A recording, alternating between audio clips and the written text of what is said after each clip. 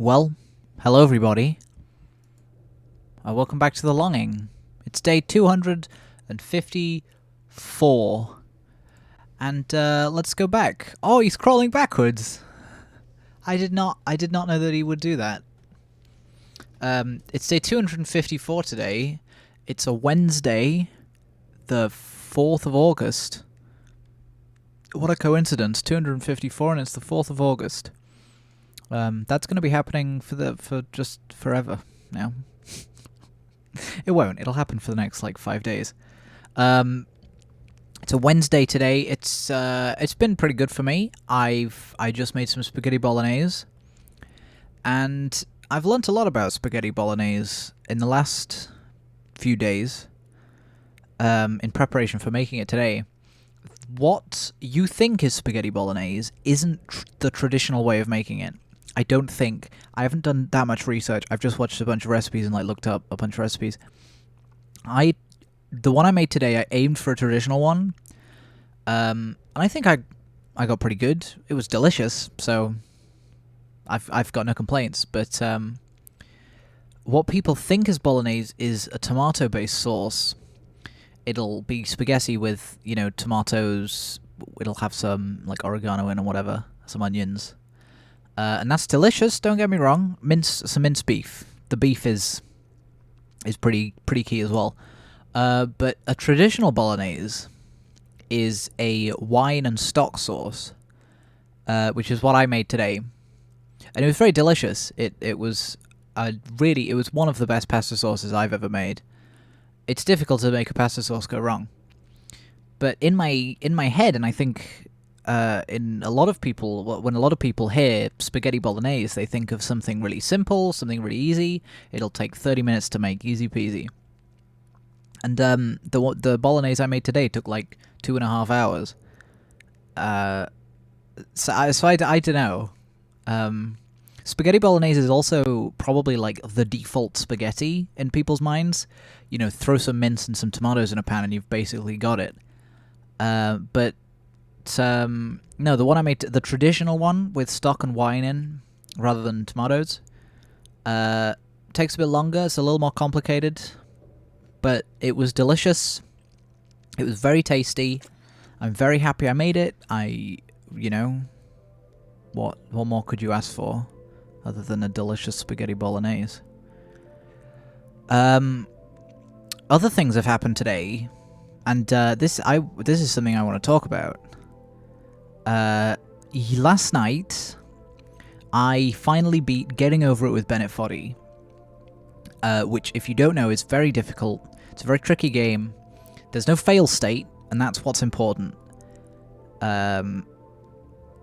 It's a game about climbing a mountain. It's easier if you look it up. It's going to be impossible for me to describe, but also it's a pretty well-known game.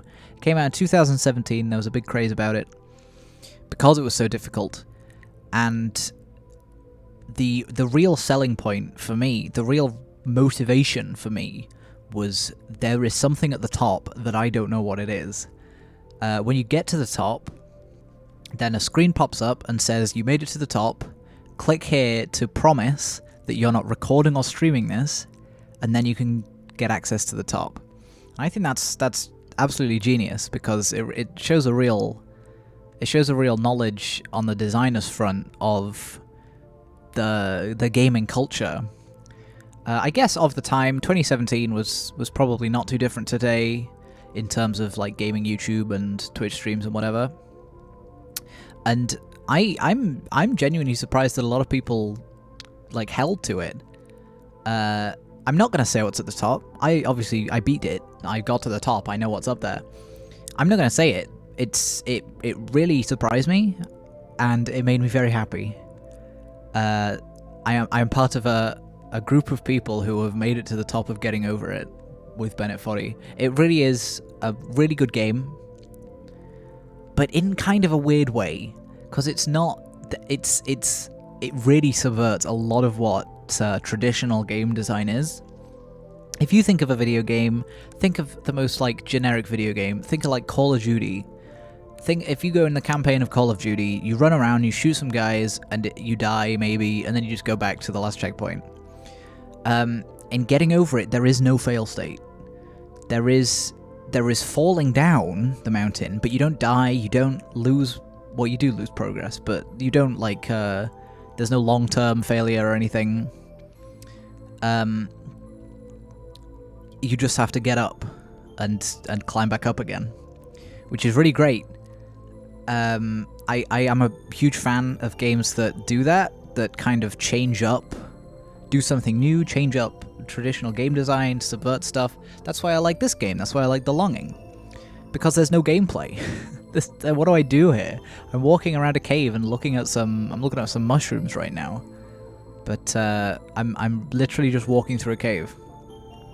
Sure, there were things to do. You know, I had to get to the top. I had to dig out some tunnels. I could go mining. I could paint some pictures. But they all take a lot. They all take time. Those things all take time, which is odd. And that's why I love it. I think video games are the most unique art form. You know, you can paint whatever you want on a canvas, but it's still a canvas. Or you can write whatever notes you want in music, but it's still some notes that you're listening to.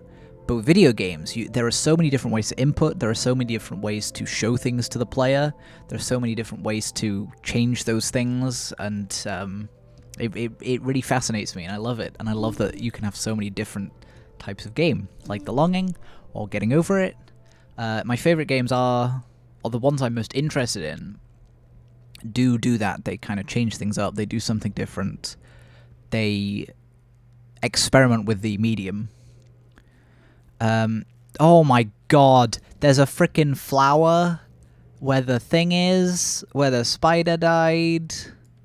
I don't want to pick up the flower, but I'm gonna pick it up. A flower is growing on my friend's grave. Okay, well, anyway, back to talking about frickin' game design or whatever. Yeah, I love games that subvert that stuff. But also, I gotta say, I do enjoy games that just kind of get the job done. I have been playing through Call of Duty World War II recently, in the last couple of days. That game's fine. You go around, you shoot some people. I'm playing on the hardest difficulty, which, if you play anything on the hardest difficulty, it's gonna change the way you play. I've also been playing Wolfenstein 2, the New Colossus, on the hardest difficulty. Well, the second hardest difficulty, just because the hardest difficulty is the same as the second hardest, but you only get one life. And that's fine in Doom Eternal, where you can skip the cutscenes. In Wolfenstein 2, there is like 10 minutes of cutscenes right at the start that you just cannot skip. And when you die, you have to watch them all. But I'm having fun with it. You go around, you shoot some guys. You know, in Wolfenstein 2, you run around and shoot some Nazis. That's the whole point. You do it in such an explosive and over-the-top manner that it's fun and ridiculous and whatever. And I still love it. I think that's a great game. But it doesn't interest me as much as The Longing does, or say, I don't know, The Outer Wilds. The Outer Wilds is the only... No, it's one of two games I can think of that has realistically simulated gravity. The other one is a game called Rodina. I don't know if people know it. I only know it because Nerdcubed played it. If you look at my games list, and you look at the games that Nerdcubed played between 2012 and 2017, the game froze up. Uh-oh. If you like cross-reference those, there's a lot of similarities. So Rodina is a space game where you go around and you explore space and you get into like some little space battles, but there's no like loading screens. You will just fly around and you go light speed and then you come across a planet and you land on the planet. It's No Man's Sky-esque. I do like No Man's Sky. No Man's Sky is a bit too AAA for me, if that makes sense. It's unique, but it doesn't feel unique. But Rodina is really fun. You can customize your ship, and you can shoot lasers. So what more do you want? When I beat Getting Over It last night, it was late at night. I was streaming some games to some friends, and I recently got the hard drive, so I installed every game that I might play, and one of them was Getting Over It. I thought maybe one day I'll complete that. And I thought it was getting quite late, and I thought I'll just hop on. I'll, be frustrated with my friends. It'll be funny, and then I'll go to bed. And then an hour later, I'd beaten the game, and they were not happy about me stopping the stream when I was told to. But I think they should do it themselves. Go do it yourself. I'm not saying that to the people who I was playing with. If you haven't beaten Getting Over It, go and do it. I think it's worth it. It takes a few hours, but I think it's worth it at the end. It's an interesting game. You hear some nice, almost poetry from Bennett Foddy himself. He does some narration for the game, and it's just a really nice experience. Not when you fall down. When you fall down, it's kind of frustrating. But when you get to the top, when you're making progress, there's nothing better. So go play that. Have I done anything else recently? I played some Cooking Simulator, which is very difficult because the controls are just not quite right. They're not quite there. I tried making some steak and french fries. I just hop into sandbox mode and I cook stuff. It's great. So I tried making some steak and french fries, and steak was fine. But cutting up the potatoes into, like, french fry shapes, it's impossible to do with just one knife. And the controls are finicky. But it's fun, though. It's kind of funny to laugh. You can look at the picture and look at what you've made, and they're completely different. You've got... your plate is completely messy. I think that's fun. I have noticed a big surge in completely mundane simulator games, which I don't know if there's always been. There's always been, like, flying simulator and bus simulator, but nowadays, since they've all been made, like, the driving around and flying around simulators and, like, boat simulator or whatever, now you're getting into the weird stuff. What's that one where you build a gaming PC? That one's kind of weird to me, because you're building a computer on your computer. I don't know if that's weird to anyone else. That's kind of the lower level of weird, though. You got stuff like Prison Guard Simulator, which is probably less weird than the gaming PC one. But you go around and you're a prison guard. You get prisoners in a row and you make sure they're all there. You hit them when they're misbehaving. There was a really weird one that I saw the other day that I can't remember what it is, and that's really annoying me.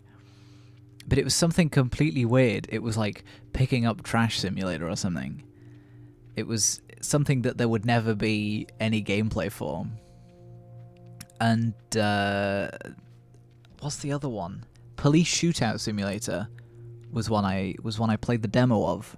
There have recently been an absolute butt ton of demos for games from Playway Studios, who publish just anything. They publish all these weird simulators. And Police Shootout Simulator was one of these. And it was something else. It was like a turn-based resource management first-person shooter, which I can kind of admire that someone's trying to make such a crazy mishmash of genres and gameplay. But otherwise, it wasn't great, the demo I played. The problem is, the gameplay for most of these... Have I talked about this before? I might have. But the gameplay for most of these demos, a bunch of them put out a demo recently. And the gameplay for these games isn't too bad. It's not terrible. It's satisfying to get the job done. But the assets and, like, the graphics and stuff just feel so fake. They're obviously, whether they're built in Unity or Unreal, they've just gone to the asset stores for those engines, taken a free first-person controller and a free old man model and a free police car model and some free animations, and they've just stuck it in and they've tweaked the UI or whatever, and they've added their own gameplay scripts. But other than that, it's basically just a flip. And I kind of feel sorry for them. I've looked at the developers for a bunch of them, and it's just a very small team or just one guy. Which I'm not trying to diss indie developers. Not at all. I think indie developers are the keystone of this industry. I'm playing an indie game right now. What? I can't diss them. But come on. You can't all be doing Unity flips. Man, we're almost home, huh? How long is this video gonna be? We've already been going 15 minutes. Wowza. And it's gonna be about 17 when I get back. And I've run out of stuff to say. I was hoping that I would have thought of more interesting games with subversive gameplay to talk about. I can't think of any. What else have I got on my favorites list? I've got Dishonored on there. Dishonored is just a great game. I think at the time, then there was nothing really like it. Came out in what, 2012? September 2012? Which means its 10-year anniversary is next year. And Dishonored is like top 3 games for me. So, very excited. But yeah, I guess at the time there wasn't many first-person stealth immersive sims. And nowadays there's more of them. There's like 3 more. I think. No, I think there are there aren't many AAA ones because it's not exactly what sells. Dishonored is a really great game and it's sold well, and the sequels have sold well and have received critical acclaim. And Prey 2017 was good, and I'm sure Deathloop, which is coming out, will be good. Note that they're all Arcane games, by the way. But there aren't, not that I can think off the top of my head, there aren't any other AAA immersive sims. But there are a bunch of indie ones. I played a Deus Ex inspired game, and I can't remember what it's called, and I'm really annoyed. But it was inspired by Deus Ex. It felt very Deus Ex, like the original Deus Ex games. And it was really good. I thought it kind of captured the spirit well. It used like PS1 style models, but it had good controls and good graphics and whatever. And it was really good, and that's why indie games are great, because they can do things that AAA won't do. And they can be successful.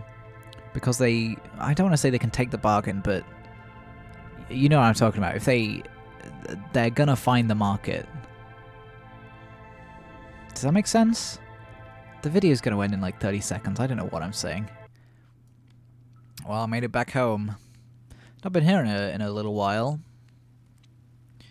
I should draw a picture. Can I draw a picture of a spider? I'm not gonna do it now because I don't know anything to talk about. And I need to save stuff for the rest of the series. So I'll just sit down. I'll just sit down in the armchair. Whoop. Sit and stare. And that's it. That was a long journey from the top to the bottom, but we did it. So thank you so much for watching. It's been a real pleasure, as always. I hope you've all had a great day. I've had a good day. It's been great. I finished Bennett Foddy's Getting Over It.